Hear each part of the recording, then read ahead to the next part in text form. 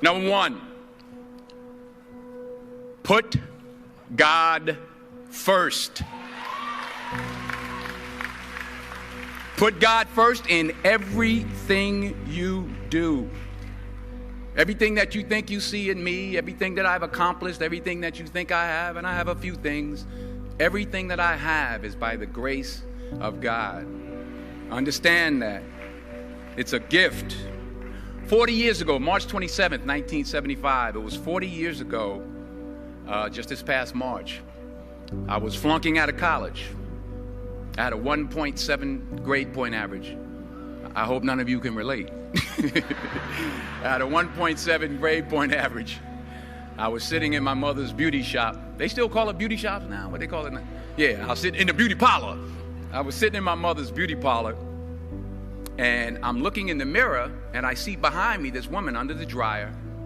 And every time she looked up, every time I looked up, she was looking at me, just looking me in the eye. And I didn't know who she was, and I said, she said, somebody give me a pen, give me a pencil. I have a prophecy. March 27, 1975, she said, boy, you are going to travel the world and speak to millions of people. Now, mind you, I flunked out of college. I'm thinking about joining the army. I didn't know what I was going to do, and she's telling me I'm going to travel the world and speak to millions of people. Well, I have traveled the world, and I have spoke to millions of people. But that's not the most important thing, the success that I had. The most important thing is that what she taught me and what she told me that day has stayed with me since. I've been protected. I've been directed. I've been corrected. I've kept God in my life, and it's kept me humble. I didn't always stick with him, but he always stuck with me. So stick with him in everything you do. If you think you want to do what you think I've done, then do what I've done and stick with God. Number two, fail big. That's right. Fail big. Today's the beginning of the rest of your life, and it can be very frightening. It's a new world out there. It's a mean world out there, and you only live once. So do what you feel passionate about. Take chances professionally. Don't be afraid to fail. There's an old IQ test, was 9 dots, and you had to draw 5 lines with a pencil within these 9 dots without lifting the pencil. The only way to do it was to go outside the box. So don't be afraid to go outside the box. Don't be afraid to think outside the box. Don't be afraid to fail big, to dream big. But remember, dreams without goals are just dreams, and they ultimately fuel disappointment. So have dreams, but have goals. Life goals, yearly goals, monthly goals, daily goals. I try to give myself a goal every day. Sometimes it's just to not curse somebody out. Simple goals, but have goals. And understand that to achieve these goals, you must apply discipline and consistency. In order to achieve your goals, you must apply discipline, which you have already done, and consistency every day, not just on Tuesday and miss a few days. You have to work at it every day. You have to plan every day. You've heard the saying, we don't plan to fail, we fail to plan. Hard work works. Working really hard is what successful people do. And in this text, tweet, twerk world that you've grown up in, remember, just because you're doing a lot more doesn't mean you're getting a lot more done. Remember that. Just because you're doing a lot more doesn't mean you're getting a lot more done. Don't confuse movement with progress. My mother told me, she said, yeah, because you can run in place all the time and never get anywhere. So continue to strive, continue to have goals, continue to progress. Number 3,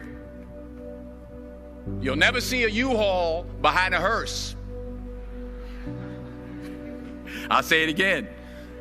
You'll never see a U-Haul behind a hearse. I don't care how much money you make, you can't take it with you. The Egyptians tried it. They got robbed. That's all they got. You can't take it with you. And it's not how much you have. It's what you do with what you have. We all have different talents. Some of you will be doctors, some lawyers, some scientists, some educators, some nurses, some teachers. Yeah, okay. Some preachers. The most selfish thing you can do in this world is help someone else. Why is it selfish? Because the gratification, the goodness that comes to you, the good feeling that I get from helping others, nothing's better than that. Well, one or two things, but nothing's better than that. Not jewelry, not big house I have, not the cars, but it's the joy. That's where the joy is, in helping others. That's where the success is, in helping others. Finally, I pray that you put your slippers way under the bed tonight, so that when you wake up in the morning, you have to get on your knees to reach them. And while you're down there, say thank you for grace. Thank you for mercy. Thank you for understanding. Thank you for wisdom. Thank you for parents. Thank you for love. Thank you for kindness. Thank you for humility. Thank you for peace. Thank you for prosperity. Say thank you in advance for what's already yours. It's how I live my life. That's why I am, one of the reasons why I am today. Say thank you in advance for what is already yours. True desire in the heart for anything good is God's proof to you, sent beforehand to indicate that it's yours already. I'll say it again. True desire in the heart, that itch that you have, whatever it is you want to do, that thing that you want to do to help others and to grow and to make money, that desire, that itch, that's God's proof to you, sent beforehand already to indicate that it's yours. And anything you want good, you can have. So claim it. Work hard to get it. When you get it, reach back. Pull someone else up. Each one, teach one. Don't just aspire to make a living. Aspire to make a difference. Every failed experiment is one step closer to success. You've got to take risks, and I'm sure you've probably heard that before, but I want to talk to you about why that's so important. I got 3 reasons, and you can pick up your iPhones. First, you will fail at some point in your life. Accept it. You will lose. You will embarrass yourself. You will suck at something. There's no doubt about it. And I know that's probably not a traditional message for a graduation ceremony, but hey, I'm telling you, embrace it, because it's inevitable. And I should know. In the acting business, you fail all the time. Early on in my career, I auditioned for a part in a Broadway musical. Perfect role for me, I thought, except for the fact that I can't sing. So I'm in the wings, I'm about to go on stage, but the guy in front of me, he's singing like Pavarotti. He's just, and he's just going on and on and on. And I'm just shrinking. I'm getting smaller and smaller. So they say, oh, thank you very much, and you'll be hearing from us. So I come out with my little sheet music, and it was Just My Imagination by the Temptations. That's what I came up with.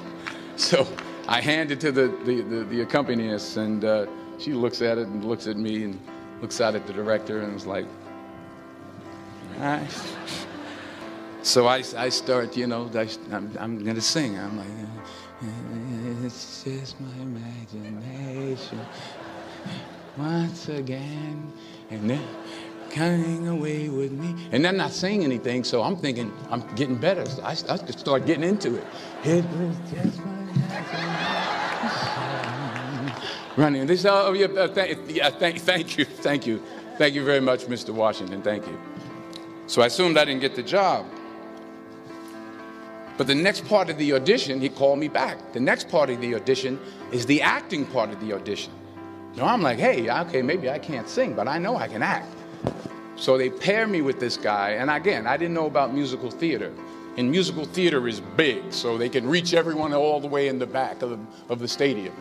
And I'm more from a realistic, naturalistic kind of acting where you actually talk to the person next to you.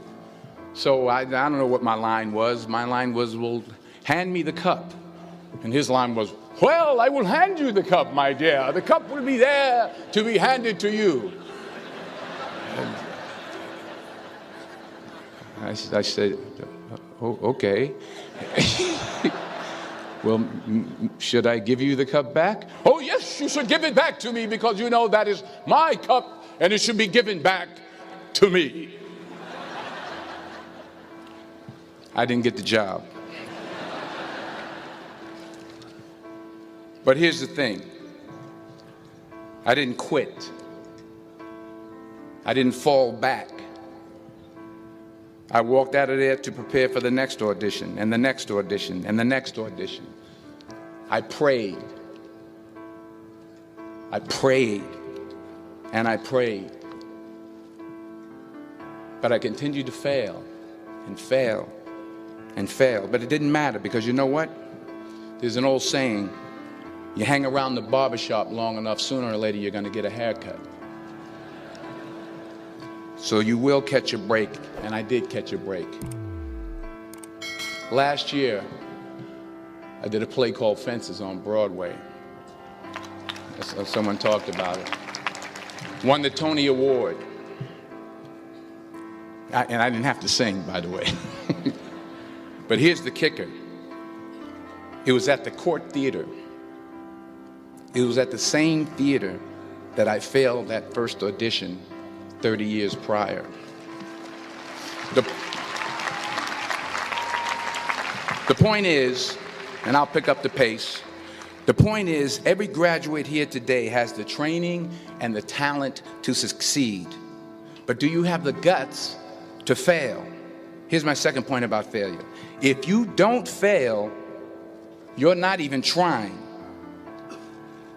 I'll say it again. If you don't fail, you're not even trying. My wife told me this great expression.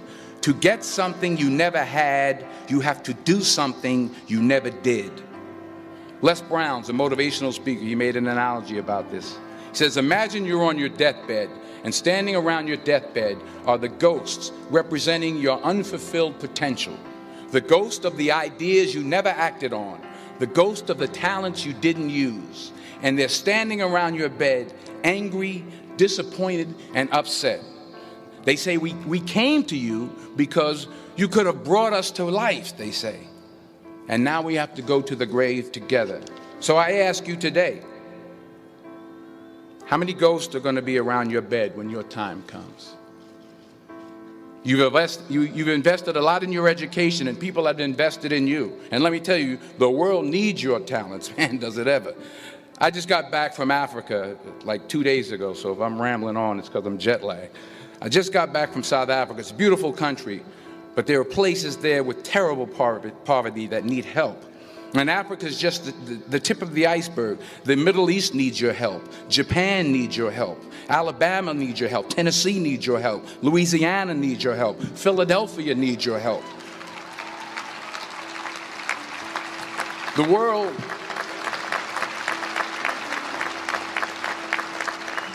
world needs a lot, and we need it from you.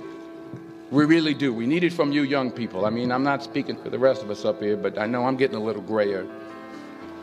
We need it from you, the young people, because remember this. So you got to get out there.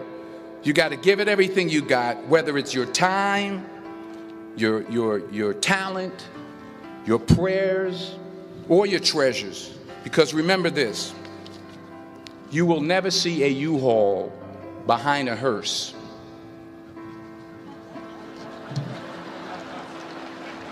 I'll say it again.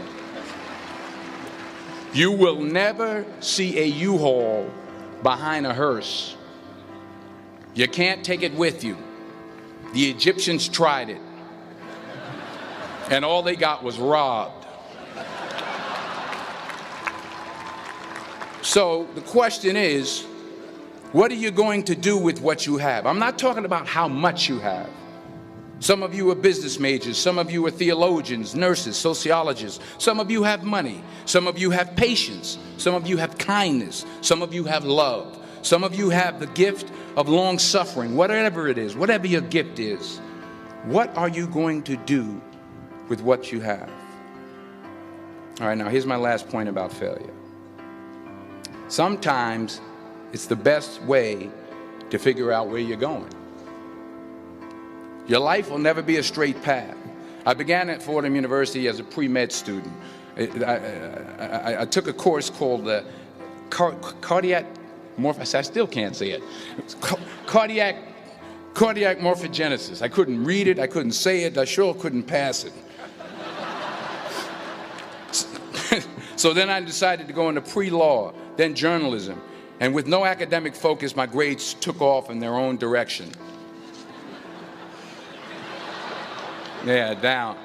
I was a 1.8 GPA one semester, and the university very politely suggested that it might be better to take some time off. I was 20 years old. I was at my lowest point. And then one day, and I remember the exact day, March 27th, 1975, I was helping my mother in her beauty shop. My mother owned a beauty shop up in Mount Vernon. And there was this older woman who was considered one of the elders in the town. And I didn't know her personally, but I was looking in the mirror, and every time I looked at the mirror, I could see her behind me, and she was staring at me. She just kept looking at me. Every time I looked at her, she kept giving me these strange looks. So she finally took the dryer off her head and she said something I'll never forget. First of all, she said, "Somebody give me a piece of paper. Give me a piece of paper." She said, "Young boy, I have a prophecy, a spiritual prophecy." She said, "You are going to travel the world and speak to millions of people." Now, mind you, I'm 20 years old. I'm flunked out of school. In fact, like a wise ass, I'm thinking to myself, maybe she's got something in that crystal ball about me getting back into school next fall. But maybe she was on to something, because later that summer, while working as a counselor at the YMCA camp in Connecticut, we put on a talent show for the campers. And after the show, another counselor came up to me and asked, "Have you ever thought about acting? You're good at that." So when I got back to Fordham that fall, I got in and I changed my major once again for the last time. And in the years that followed, just as that woman prophesied, I have traveled the world and I have spoken to millions of people through my movies. Millions who up till this day couldn't see me, who up till this day I couldn't see while I was talking to them, and they couldn't see me. They could only see the movie. They couldn't see the real me. But I see you today, and I'm encouraged by what I see. And I'm strengthened by what I see. And I love what I see.